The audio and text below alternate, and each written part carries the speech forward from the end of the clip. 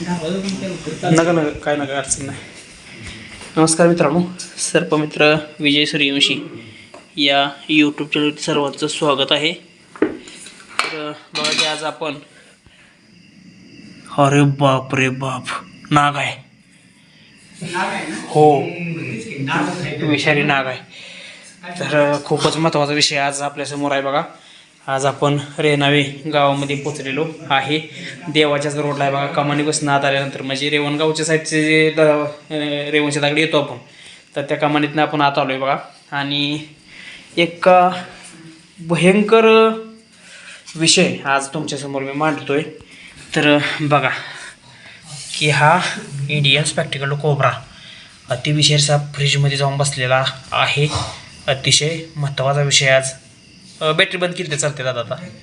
हां, तर बघा मित्रांनो की हा कोब्रा जातीचा साप कशा पद्धतीनं नाग जातीचा साप आहे बघा. मराठीमध्ये नाग, हिंदीमध्ये घेवण म्हटलं जातं बघा. कारण याचं जर तुम्ही त्वचा बघितली तर अगदी गहू चिटकवल्यासारखी त्वचा असते, म्हणून हिंदीमध्ये याला घेवण असं म्हटलं जातं बघा. आणि बघा की इंडियन स्पेक्टिकल कोब्रा, आता पाठीमागं जर बघितल्याच्या फाण्याच्या तर चष्म्यासारखे दोन गोल असतात, म्हणून त्याला स्पेक्टिकल कोब्रा असं म्हटलं जातं. आणि बायनोसिलेट कोब्रासुद्धा बोललं जातं. बायनोसिलेट म्हणजे दुर्बिणीसारखे दोन पाठीमागं गोल असतात, म्हणून बायनोसिलेट कोब्रासुद्धा म्हटलं जातं. याचं शास्त्रीय नाव बघा नाजा आहे. सरासरी बघा 6 फुटापर्यंत वाढणारा हा अतिविषारी सर्प आहे. जे काही भारतामध्ये किंवा महाराष्ट्रामध्ये भारतामध्ये बघा जे काही माणसाच्या संपर्कात येणारे 4 विषारी साप आहेत, त्यामध्ये या सापाचा 4था क्रमांक लागतो. तर बघा याच्यामध्ये न्यूरोटॉक्सिन प्रकारचे विषाणू येतं, जे की आपल्या शरीराच्या नर्वस सिस्टीमवरती याच्या विषाचा परिणाम होत असतो. त्यामुळं लक्षात घ्या, हा साप चावल्यानंतर वेळ न वाया घालवता ताबडतोब दवाखान्यात जाणं गरजेचं आहे. हा साप चावल्यानंतर कुठल्याही प्रकारचा हलगर्जीपणा करायचा नाही. कोण म्हणतं चटणी खा, कोण काय कर, काय असं वेळ वाया घालवत बसायचं नाही. लक्षात घ्या, देवरस पण करत बसायचं नाही. मंदिरात न्या वगैरे असल्या चुका आपल्याला जीवनावर लक्षात घ्या घातक आहेत त्या. तर कशा पद्धतीनं आपण आता बाहेर घेतोय बघायचं आहे. तर थोडंसं त्याचं डोळं वगैरे जर बघितलं आपण, तर उजवा डोळा त्याला थोडासा डॅमेज आहे का काय बघायला पाहिजे असं मला वाटतंय. का कातण टाकायला आला आहे तो पण आपल्याला बघायचा आहे. कारण डोळ्यावरती ते थोडंसं मला वाटतं एक कोष्ट्यांचं जे जाळं असतं ना, तर ते थोडंसं लागलेलं दिसते आपल्याला. आणि त्याचा उजव्या साईडचा डोळा काय नक्की प्रॉब्लेम झाला आहे त्याला ते आपण बघणार आहे. का कातणीला आल्यानंतर सुद्धा नाग बघा त्याच्या डोळ्यावरती थर साठलेला असतो मृत पेशींचा, त्यामुळं त्याला लय लांबचं दिसत पण नसतं. त्याचा डोळा आपल्याला नीट व्यवस्थित मला दिसणं झाला आहे. तर बघूया काय प्रॉब्लेम आहे त्याला, बघूया आपण. डाव्या बाजूच्या डोळ्याने त्याला व्यवस्थित दिसत असावं. बऱ्यापैकी लांबीला हा दिसतोय, 1-4 फुटापर्यंत असावा अंदाजे.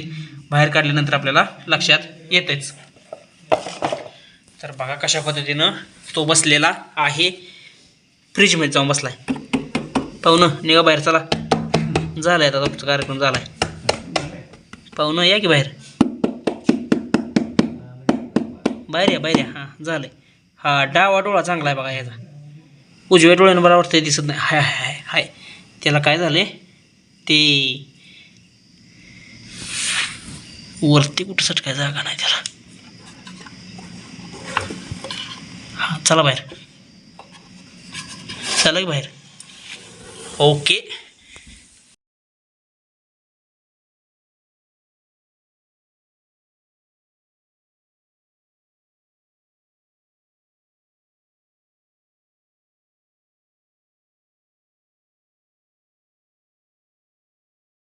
बॅटरी बंद करा नाही तर ती चिडते जास्त. त्याला सावली दिसली की नाही चिडतं. तर बघा मित्रांनो, त्याला आपण अगदी सुरक्षितपणे पकडलेलं आहे. तो आवाज करायला लागला बघा. हो का, तो आता फणा दाखवायला लागला. फणा का दाखवतोय तर त्याला आपल्यापासून भीती वाटत्या म्हणून. सापाला असं पॅक करतो असं कुठून थोडक्यात. तसं नागाचा त्या सापाला पकडलं तर ठीक आहे, काय प्रॉब्लेम नाही.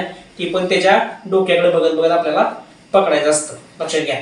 त्याचं डोकं जर खालच्या बाजूला असलं तर अजिबात असं बोट वगैरे आत घालायचं नाही. त्यानं काय होतंय, त्यातनं तोंड बाहेर काढून तो चावू शकतो. ती काळजी आपल्याला घ्यायची असते. तर त्याची शिफ्टी दिसते आपल्याला, बरोबर का? तर शिफ्टी थोडीशी हात लावून. तर बघा मित्रांनो, आपण त्याला अगदी सुरक्षितपणे बरणीमध्ये पॅक केलेलं आहे. तर बघा, आपल्याला महेश गोरपडे यांच्या घरामध्ये साप होताना त्यांनीच कॉल केला होता, बरोबर ना? तर त्यांचं मनापासून खूप खूप धन्यवाद बघा. कारण हा विषारी साप असून त्यांनी न मारता वाचवण्यामध्ये चांगला प्रयत्न दाखवलेला आहे. निसर्ग वाचवण्यासाठी त्यांनी चांगला प्रयत्न केलेला आहे. त्याबद्दल बघा, सर्पमित्र विजय सूर्यवंशी या यूट्यूब चॅनलतर्फे त्यांचं मनापासून खूप खूप धन्यवाद.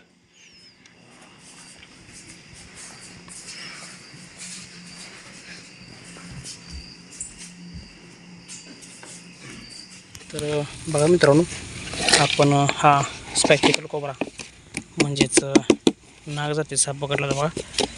तर कशा पद्धतीने तो आता निसर्गाच्या सान्निध्यामध्ये निघून गेलेला आहे. बघू शकताय, खूपच सुंदरपणे तो निसर्गाच्या सान्निध्यामध्ये निघालेला आहे, अगदी चपळपणे.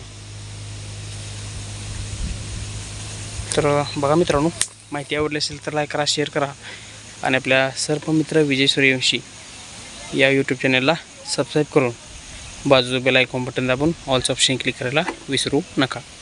जय हिंद, जय भारत, जय महाराष्ट्र मित्रांनो.